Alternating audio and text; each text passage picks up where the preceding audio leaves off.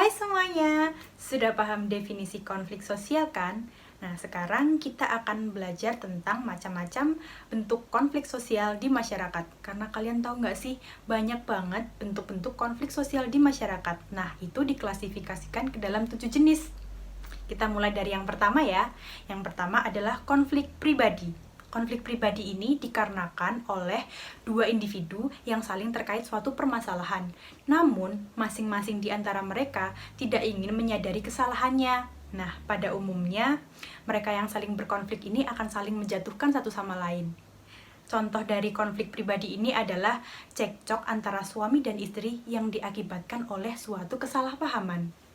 Bentuk konflik sosial yang kedua adalah konflik antar kelas.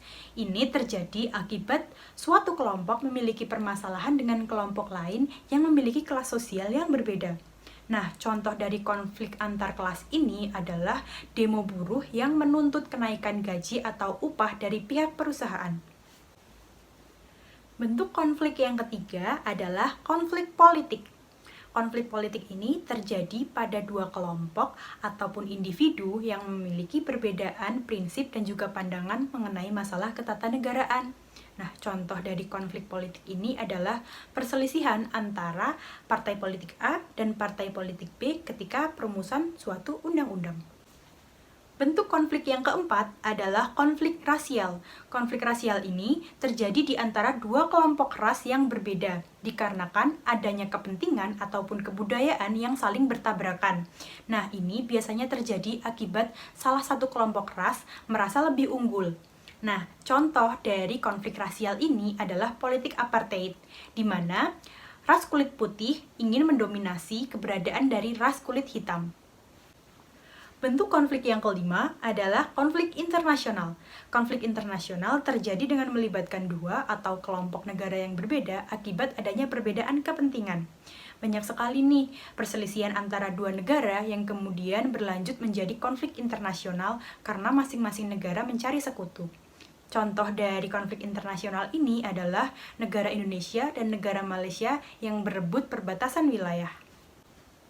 Bentuk konflik ketujuh adalah konflik antar agama. Konflik ini terjadi pada pemeluk agama satu dan pemeluk agama yang lainnya. Ini biasanya terjadi akibat adanya perbedaan keyakinan. Contoh dari konflik antar agama ini adalah konflik yang disebabkan oleh perbedaan adab atau cara berpakaian antara pemeluk agama Islam dan non-Islam. Nah, itu tadi bentuk-bentuk konflik secara umum. Sekarang kita beralih pada bentuk-bentuk konflik berdasarkan sifat konfliknya, yaitu ada konflik konstruktif dan konflik destruktif.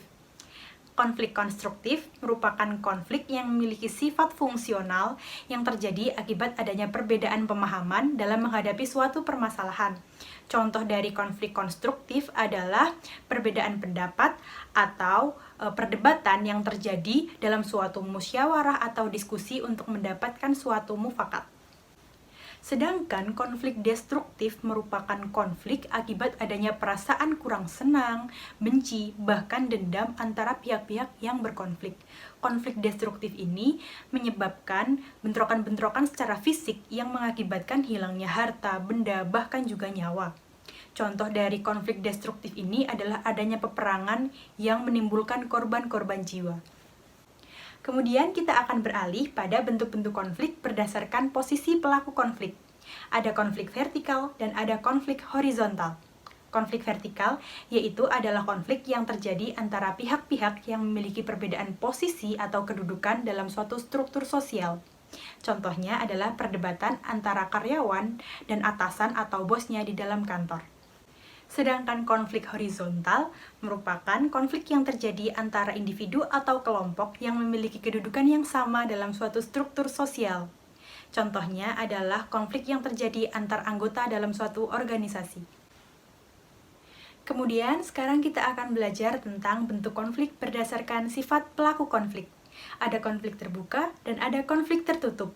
Konflik terbuka merupakan konflik yang kejadiannya diketahui oleh banyak pihak.